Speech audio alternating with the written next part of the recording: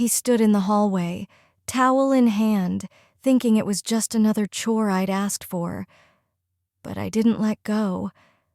I told him to check the living room, make sure it was neat. She was already there. The moment he opened the door, I stepped back and let him walk into it. Before we dive in, if you've been here before, hit that like and subscribe, it makes a difference. New here.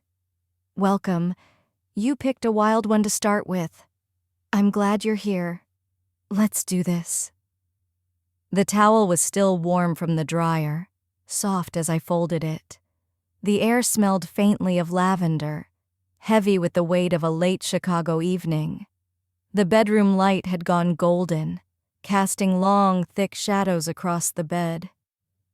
I ran my hand along the edge of the sheet I'd just smoothed, pressing the final corner into place. The fabric felt like a secret, crisp and waiting. Tom leaned against the doorway, one shoulder against the frame. His eyes were lazy, but there was a spark there, something he didn't know he was showing. I handed him a folded towel. He reached for it, but I held on. "That's not what I need you to check," I said, voice low, steady. It was a hook, baited and sharp. "Can you swing by the living room?" He blinked, still reaching. I tilted my head. "Just see if she's settled." I added. My words were a push, gentle but deliberate, pulling him toward the edge. My fingers stayed curled around the cotton. She'd picked something simple to wear, a soft dress, nothing loud, but it clung just enough to turn heads. His hand dropped. He hesitated. Then he turned, slow, and walked down the hall. His steps were heavy, like he was already carrying something he didn't understand. I stayed behind, setting the towel on the bed's edge, letting the silence settle. It was thick, that silence, like a fog you could taste. I didn't need to follow. Not yet. The floorboards creaked faintly as he stopped outside the living room. Each sound was a pulse, marking the moment. I heard his soft sigh, then nothing. He'd opened the door. The hinges groaned, low and final, like a confession. I pictured her inside, sitting quiet, waiting. Maybe near the couch's edge, calm, composed. Her presence was a magnet, pulling the room tight around her. The outfit I'd laid out for her was simple, clean. It fit the room, fit her. It was deliberate, chosen to catch the light and his eye. She wore it without thinking too hard. He didn't speak. Then her voice, not loud, just even, "Hello." It was a single word, but it carried weight, like a stone dropped in still water. I stepped quietly into the hall. From where I stood, I saw her shift as she stood. Her movement was slow, deliberate, like she knew exactly what she was doing. She smiled at him, calm, steady, and stepped aside. I didn't stop walking. I passed the open door without a word, leaving him standing there, still catching up. The air was electric, charged with what hadn't been said. I didn't get far. His voice stopped me, soft, unsure. "She looks beautiful." It was a crack in his armor, a slip he couldn't take back. I half turned, just enough to see him still in the doorway, one hand braced lightly on the frame, like he didn't trust his own balance. His eyes were caught, hooked, and he didn't even know it. She hadn't sat back down. She stood near the window, the light catching the edge of her dress. It glowed softly, framing her like a painting you couldn't look away from. No trace of doubt in her. She stood still. Her stillness was power, quiet but undeniable. "She's in there," I said. "Go on." My voice was a nudge, pushing him over the line. He looked at me. I gave the slightest nod, not urging, just allowing. It was permission, but it felt like a dare. He stepped inside. She turned toward him slowly, not coy, not shy, just calm. Her calm was a trap, and he was already caught. She stepped past him and sat on the couch. Their arms nearly brushed. The almost touch was louder than contact, sharp and heavy. He froze for a second, stood rigid. His body was a statue, but his eyes were alive, burning. She didn't speak. The room was silent, just the sound of his careful steps on the rug. Each one was a choice, deliberate, dangerous. She sat on the couch's edge, hands on her thighs, fingers slightly curled, like she wasn't sure whether to hold on or wait. Her posture was a question, unanswered, hanging in the air. He hovered near her, not sitting. His nearness was a weight, pressing without touching. "Maybe she's not sure yet," I said, leaning into the doorway. My voice was a blade, cutting through the quiet. I kept it low, even, "Maybe she doesn't know what to say." He looked at me again. His eyes held a question, maybe more. They were searching, desperate for something I wasn't giving. I didn't answer. I just watched him, the way his chest moved, shallow, measured. Every breath was a struggle, a fight he didn't know he was in. She shifted slightly, resting one hand to the side. The movement was small, but it pulled the room tighter. The other hand adjusted her dress near the collar. It was deliberate, a slow pull at his attention. Then she looked at him, calm, and smoothed the front of her dress. Each gesture was a hook, sinking deeper. His lips parted. He didn't move. He was caught, frozen in her orbit. I stepped forward once, crossing the doorway, and sat on the couch's edge behind him. The room felt smaller now, the air thick with what was coming. My hand rested lightly on his back, steady, warm, there. It wasn't comfort, it was control, subtle but firm. I didn't speak. She kept adjusting the fabric with quiet focus. Her hands moved like they knew the stakes, knew the game. She smoothed the front of her dress again, stopped, looked down. Her pause was a signal, a moment stretched tight. His posture shifted, stiffer now. I could feel the tension in him, like a wire pulled taut. I felt it under my hand on his shoulder. It was alive, that tension, pulsing through him. My hand stayed there, steady. I didn't guide him. I didn't need to. She was doing that already, pulling him in without a word. She adjusted the fabric near her collar again, careful, unhurried. Each move was a step closer to something irreversible. She stood still, her hands calm. She looked at him. Her eyes were a challenge, quiet but sharp. I whispered, "She's right there." My voice was a shadow, slipping into the silence. He looked down, hesitant. His hesitation was a crack, a fracture in his control. She noticed and said nothing. Her silence was louder than words, pulling him deeper.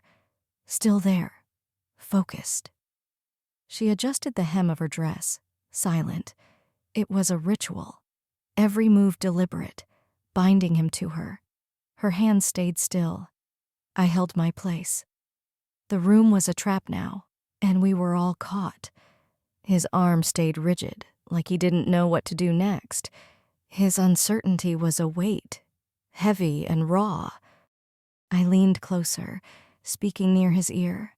"It's okay." My words were soft, but they carried a promise, dark and heavy. Then I reached for his shirt, fixing the collar. It was a small move, but it shifted the air, made it sharper.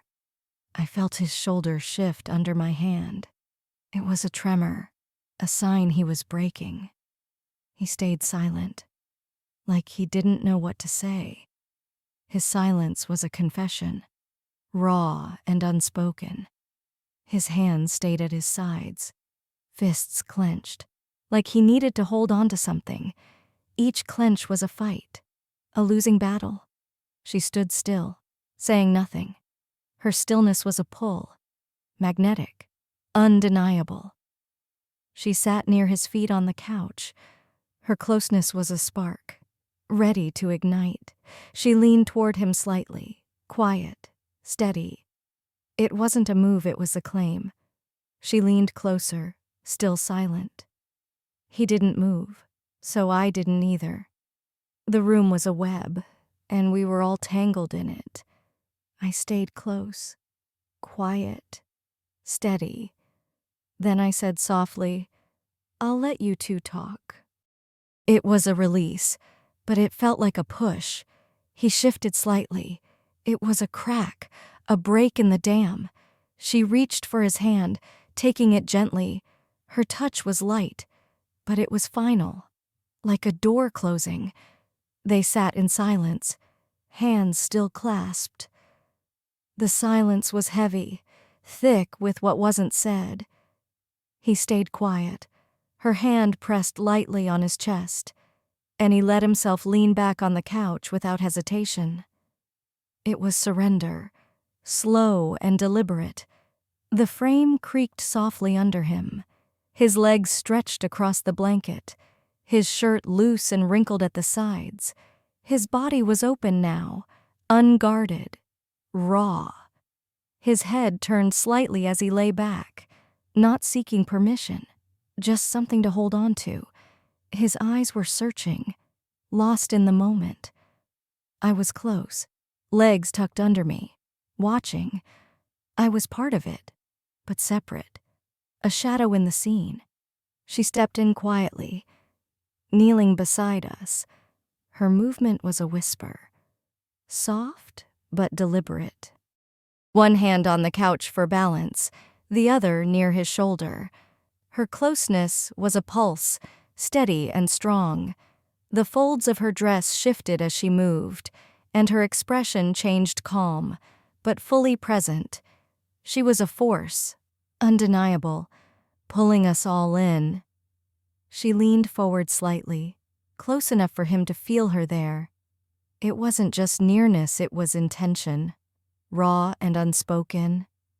I reached for him, running my hand along the blanket near his waist. My touch was a tether, keeping him grounded, keeping him mine. He shifted, not startled, just aware. Every move was a spark, igniting something deeper. I smoothed the bunched fabric, laying it flat along his side, his body adjusting under her presence, small but deliberate. It was a dance, every gesture loaded with meaning. I didn't need to read his face to know it. He stayed still, but fully awake. His stillness was alive, buzzing with want. She leaned closer, resting lightly on his shoulder. It wasn't forceful, wasn't seeking, just there, heavy with purpose. His hands gripped the blanket's edge before one drifted toward me, resting silently near my leg. Not pulling, just anchoring.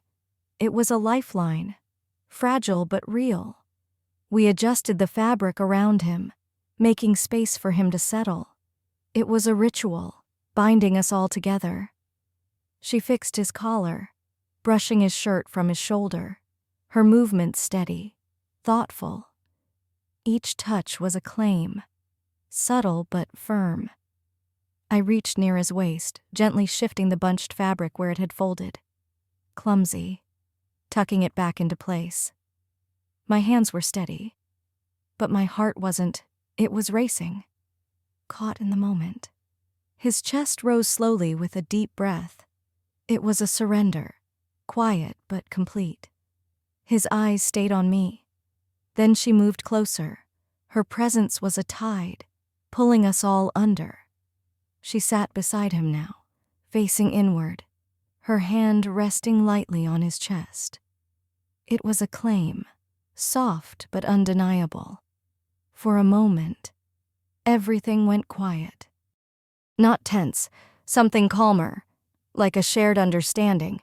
It was a moment suspended, fragile, ready to break. He held his breath for a second. It was a pause, a moment of truth. Her hand didn't press. It just rested, steady, still. It was enough, that touch, to hold him there. His hand found her wrist, not to stop it, just to feel something solid. It was a connection, raw and real. She didn't move. The silence between them deepened. It was a language, unspoken, binding them together. I saw it in the way his jaw tightened, the way his arm didn't close around her, just hovered, unsure. His uncertainty was a wound, bleeding out in the quiet. His breathing slowed, his chest rising and falling like he was measuring every second. Each breath was a choice, a step deeper into the unknown.